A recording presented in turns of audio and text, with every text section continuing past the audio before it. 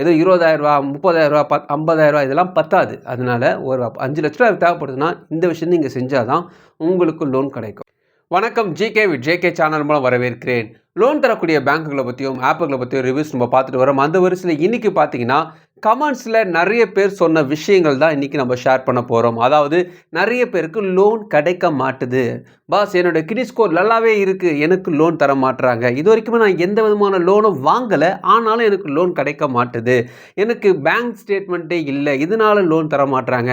எனக்கு மாத வருமானமே இல்லை, நான் வந்து வாரம் சம்பளம் வாங்கக்கூடியவங்க இருக்கிறேன், அல்லது தினக்கூலியாக இருக்கிறேன், எனக்கு லோன் தேவைப்படுது, நான் அப்ளை பண்ணால் கிடைக்க மாட்டுது.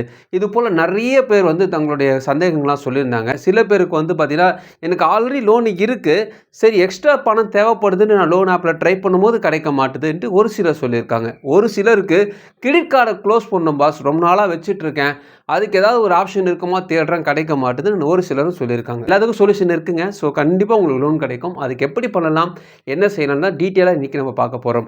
அதுக்கு முன்னாடி ஜேகே சேனல் இது வரைக்கும் நீங்கள் சப்ஸ்கிரைப் பண்ணி பக்கத்தில் பெல் ஐகானை ப்ரெஸ் பண்ணி ஆல் ஒரு ஆப்ஷன் பண்ணுங்கள். இது போல் நீங்கள் செய்யும்போது நாங்கள் அப்லோட் வீடியோஸ் நோட்ஸ் உங்களுக்கு பிரயோஜனமாக்கும். இந்த வீடியோ உங்களுக்கு பிடிச்சிருந்துச்சுன்னா ஃப்ரெண்ட்ஸ் ஷேர் பண்ணுங்கள். தெளிவாக லைக் நான் மறக்காம லைக் பண்ணுங்கள். நிறைய பேருக்கு இந்த பிரச்சனை இருக்குது, என்னுடைய கிரெடிட் ஸ்கோர் நல்லா இருக்குது ஆனால் லோன் கிடைக்கல. என்ன பிரச்சனையாக இருக்கும்? அதாவது நம்மளுடைய ஒரு ஆதார் கார்டு, பேன் கார்டு எல்லாமே வச்சுருக்கோம், கையில் எல்லாம் வச்சுருக்கோம். நம்மளுடைய இன்கம் வந்து உங்களோட சேலரி வந்து உங்களுக்கு பேங்க் அக்கௌண்ட்டில் வந்துட்டுருக்கு வச்சுக்கோங்களேன். ஸோ நீங்கள் என்ன பண்ணணும்னா இது 2 வகையாக பிரிக்கலாம். ஒன்று, நீங்கள் வேலை செய்யக்கூடிய ஒரு கம்பெனி நல்ல ஒரு ப்ரைவேட் லிமிட்டடாக இருந்தாங்கன்னா, அதாவது ஆர்பிஐயோட கண்ட்ரோல்லையும் அவங்களுடைய ஐடிஆர் ஃபைல் பண்ணுறது எல்லாமே ப்ராப்பரான ஒரு நல்ல ஒரு கம்பெனியாக இருந்தாங்கன்னா உங்களுக்கு இந்த லோன் ஈஸியாகவே கிடச்சிரும். ஏன்னா உங்களுடைய அக்கௌண்ட் நம்பர், உங்களுக்கு போடக்கூடிய சம்பள விவரங்கள் எல்லாமே வந்து ஐடியில் அவங்க ஃபைல் பண்ணும்பொழுது அது வந்து ப்ராப்பராக உங்களுடைய பேன் கார்டில் அங்கே ஆக்டிவேஷன் ஆகி உங்களுக்கு லோன் கிடைக்க வாய்ப்பு இருக்குது. ஆனால் எல்லாருக்குமே பார்த்திங்கன்னா நல்ல கம்பெனி கிடைக்க வாய்ப்பு இல்லை. ஸோ சாதாரண ஒரு கம்பெனியாக தான் இருக்கும். அப்பேற்பட்டவங்களுக்கு தான் மோஸ்ட்லி ரிஜெக்ட் ஆகும். ஸோ எதனால் ஆகுதுன்னு பார்த்தீங்கன்னா, உங்களுடைய பேன் கார்டு ஆக்டிவேஷன் ஆகணும். தட் மீன்ஸ் உங்களுடைய பண வரவுகள் மற்ற விஷயங்கள்லாம் வந்து ஆக்டிவேஷன் ஆகணும். அதுக்கு நீங்கள் என்ன பண்ணணும்னா, ஒரு கவர்மெண்ட் பேங்க்கோ ப்ரைவேட் பேங்க்லோ நீங்கள் போயிட்டு ஒரு பர்சனல் லோன் அப்ளை பண்ணணும். நீங்கள் அப்ளை பண்ணி அது ரிஜெக்ட் ஆனாலும் பரவாயில்ல, நீங்கள் அப்ளை பண்ணி வச்சுட்டிங்கன்னா ரிஜெக்ட் ஆன பிறகு என்ன ஆகுனா, கரெக்டாக 2 மாதம் கழித்து உங்களுடைய கிரெடிட் ஸ்கோர் வந்து செக் பண்ணும். அந்த கிரெடிட் ஸ்கோர் அவங்கள செக் பண்ணுவாங்க இல்லையா, அப்படி செக் பண்ணும்பொழுது உங்களுடைய இன்கம் எல்லாமே அது ரெக்கவர் ஆகும். அதாவது உங்கள் ஹிஸ்ட்ரியை நீங்கள் உருவாக்குறீங்க. ஸோ இதுதான் வந்து ஒரு ப்ராப்பரான விஷயம். கவர்மெண்ட் சர்வெண்ட் ஆனாலும் சரி, நல்ல ஒரு ப்ரைவேட் லிமிடெடில் ஒர்க் பண்ணக்கூடியவங்களுக்கு இந்த பிரச்சனைலாம் இல்லை. ஏன்னா அவங்களோட ஐடி ஃபைல் பண்ணுறதுக்காக அவங்களோட அக்கௌண்ட் நம்பர், பேன் கார்டு எல்லாமே அங்கே அவங்க ஆக்டிவேஷன் பண்ணுறதுனால அவங்களாம் ஈஸியாக போட்டாவே அவங்களாம் லோன் கிடச்சிரும். ஸோ அவங்களோட நீங்கள் கம்பேர் பண்ணிக்காதீங்க. இன்கேஸ் உங்களுடைய கம்பெனி சாதாரண கம்பெனியாக இருந்துச்சுன்னா நீங்கள் இந்த வேலை தான் பண்ணி ஆகணும். இதுதான் நிறைய பேருக்கு இருக்கக்கூடிய பெரிய விஷயமாகவே இருக்குது. ஸோ உங்களுக்கும் லோன் கிடைக்கும், நீங்கள் இதை ட்ரை பண்ணி பாருங்கள். ரெண்டாவதாக பார்த்தீங்கன்னா, நிறைய பேர் வந்து பார்த்திங்கன்னா லோன் ஆல்ரெடி இருக்கும், இருந்தாலும் ஒரு லோன் ஆப்பில் ட்ரை பண்ணி பார்ப்பாங்க, ரிஜெக்ட் ஆகிருக்கும். எனக்கு ஏன் கிடைக்க மாட்டுது? நீங்கள் கமெண்ட்ஸ்லேயே பார்த்தீங்கன்னா ஒரு சிலர் சொல்லியிருப்பாங்க, நீங்கள் சொன்ன எந்த லோன் ஆப்பில் லோனே கிடைக்க மாட்டுதுன்னு நிறைய பேர் சொல்லியிருப்பாங்க. ஸோ அவங்க எந்த விஷயம், என்ன பிரச்சனை அவங்களுக்கு இருக்கும் பார்த்தீங்கன்னா, ஒரு லோன் ஆப்பை பற்றி வீடியோ பார்க்குறோன்னு வச்சுங்களேன், அவங்க உடனே என்ன பண்ணுவாங்கன்னா, நம்மளை ட்ரை பண்ணி பார்த்தோன்னா உடனே ட்ரை பண்ணுவாங்க. ட்ரை பண்ணி ஒரு 2 மாதமாவது கேப் விட்டு, அதுக்கு ஒரு 3 மாதம் அல்லது 2 மாதம் கேப் விட்டு ட்ரை பண்ணி பார்க்கணும். இவங்க தொடர்ந்து செய்யும் போது என்ன ஆகுனா, அந்த கிரெடிட் ஹிஸ்ட்ரி என்ன ஆகுனா, நீங்கள் ஒவ்வொரு லோனும் ட்ரை பண்ண இவர் லோன் வாங்கிட்டதாக அது கருதப்படும். இந்த விஷயம் வந்து இப்போ சமீபத்தில் ஒரு பெரிய இஷ்யூ கூட ஆச்சு. அதாவது கிரெடிட் ஸ்கோருக்கு வந்து சீக்கிரமாக அப்டேட் ஆகணும், 2 மாதம் 3 மாதம் வரைக்கும் லேட் ஆகிறதுனால நிறைய பேருக்கு லோனே கிடைக்க மாட்டேதுன்னு நிறைய பேர் வந்து இந்த நியூஸில் கூட நீங்கள் பார்த்துருப்பீங்க. கிரெடிட் ஹிஸ்ட்ரி வந்து ரொம்ப பிரச்சனையாக இருக்குது. ஒருத்தர் லோன் அப்ளை பண்ணுறாருன்னா அவருடைய ஹிஸ்ட்ரி அவர் கிடைக்கலன்னா விட்டுடணும். அது ரொம்ப டைம் எடுத்துக்கிறதுனால அடுத்த லோன் ட்ரை பண்ணும்போது கிடைக்க மாட்டுதுன்ட்டு நிறைய பேர் பிரச்சனையாக சொல்லியிருக்காங்க. ஸோ அதனால் இந்த பிரச்சனை தான் உங்களுக்கும் இருக்கும். நீங்கள் தொடர்ந்து ட்ரை பண்ணும்போது உங்களுக்கு வந்து உங்களுக்கு கிரெடிட் ஸ்கோர் ரொம்ப தாறுமாறாக கம்மியாகி காட்டும். அதனால் நீங்கள் வாங்கிட்டதுலாம் அர்த்தம் கிடையாது. அந்த ஒரு மிஷின்றதுனால அதுக்கு 2 மாதமாவது நீங்கள் ஓய்வு கொடுக்கணும். அப்படி இருந்து நீங்கள் ட்ரை பண்ணிங்கன்னா உங்களுக்கும் லோன் கிடைக்கும். 3வதாக பார்த்தீங்கன்னா, கிரெடிட் கார்டை க்ளோஸ் பண்ணுங்க. இதுக்கு என்ன பண்ணுறது தெரியல. நிறைய லோனை பற்றி நீங்கள் சொல்கிறீங்க, டெபிட் கன்சலேஷன் லோன்லாம் சொல்கிறீங்க, நான் ட்ரை பண்ணால் கிடைக்க மாட்டேதுன்ட்டு நிறைய பேர் சொல்லியிருக்காங்க. அதாவது டெபிட் கன்சலேஷன் லோன் என்னென்னா, ஏற்கனவே உங்களுக்கு லோன் இருக்குது வச்சுக்கோங்களேன், ஏற்கனவே கிரெடிட் கார்டு இருக்குது வச்சுங்களேன், இது எல்லாத்தையும் அடைக்கிற மாதிரி ஒரு லோன் தருவாங்க. அதுதான் டெபிட் கன்சலேஷன் லோன். ஸோ இந்த லோன் வந்து சில பேருக்கு கிடைக்காம இருக்குது. இதுக்கு என்ன மெயினான ரீசன் இருக்கும் பார்த்தீங்கன்னா, கிரெடிட் கார்டு ஆனாலும் சரி, லோன் ஆனாலும் சரி, ப்ராப்பராக எந்த விதமான இஎம்ஐ மிஸ்டேக் இல்லாமல் நீங்கள் ஃபஸ்ட்டு கட்டியிருக்கணும்.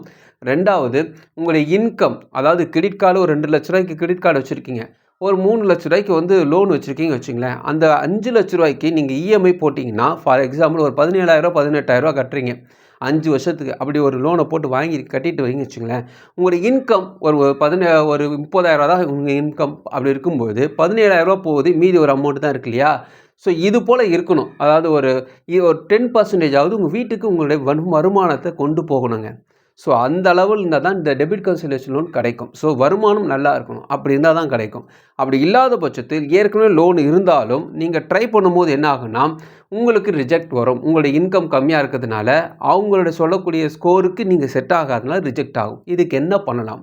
இதுக்கு வந்து 2 ஆப்ஷன் இருக்குது. ஒன்று பார்த்தீங்கன்னா, கோஆப்ளிகேட் லோன் மூலமாக உங்கள் ஃப்ரெண்டு மூலமாகவோ அல்லது உங்கள் ஹஸ்பண்ட் ஒய்ஃபாக சேர்ந்து கோஆப்ளிகேட் லோன் வாங்கி நீங்கள் அடைக்கலாம். ஒன்று இல்லைங்க, அதுக்கெலாம் வாய்ப்பே கிடையாதுன்னா, இது போல் லோன் கிடைக்காத பட்சத்தில் நீங்கள் என்ன பண்ணணும், ஸ்ப்ளிட் பண்ணி இந்த பிரச்சனையை 2ஆக பிரித்து முடிவு எடுக்கணும். எப்படின்னா, அந்த லோனை விட்டுடுங்க. அந்த லோனை வந்து அதாவது பர்சனல் லோனை பொறுத்த வரைக்குமே நீங்கள் அதை பேலன்ஸ் ட்ரான்ஸ்ஃபர் அடிப்படையில் மாற்றி கம்மியான வட்டியில் நீங்கள் இஎம்ஐயை கம்மி பண்ணிக்கலாம். ஒரு ஆப்ஷன்.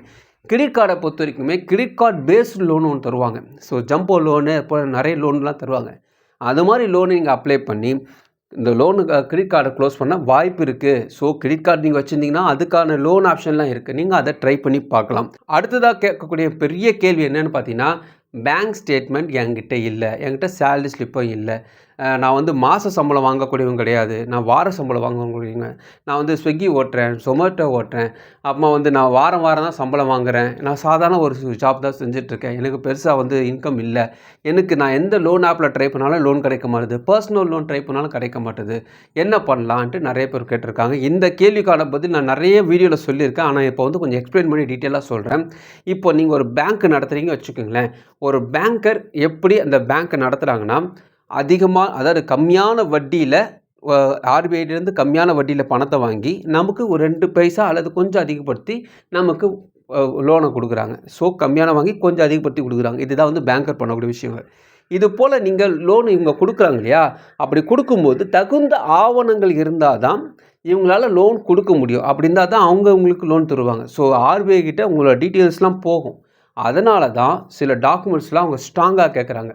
எதனால் பார்த்தீங்கன்னா, ஒரு சில பேங்க்குகள் ஏமாத்துறாங்க.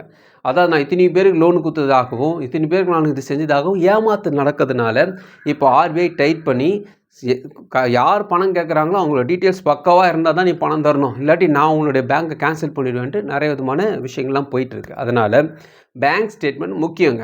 ஸோ உங்களுக்கு புரிஞ்சுருக்கணும் என்ன பிரச்சனை நடந்துகிட்ருக்கு.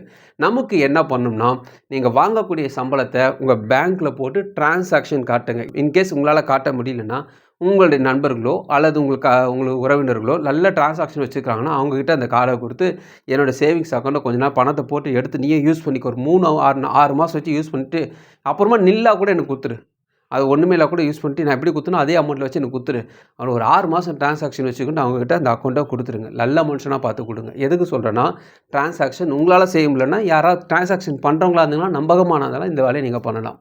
ஏன்னா எல்லாராலையும் டிரான்சாக்ஷன் காட்ட முடியாது, பணம் இருக்காது இல்லையா? அதனால தான் சொல்கிறேன். இந்த ஆப்ஷன் நீங்கள் பண்ணால் மட்டும்தான் இதுக்கு நிரந்தர தீர்வை நீங்கள் கொடுக்க முடியும். அப்படி பண்ணிங்கன்னா தான் உங்களுக்கு நல்ல அமௌண்ட்டு கிடைக்கும்.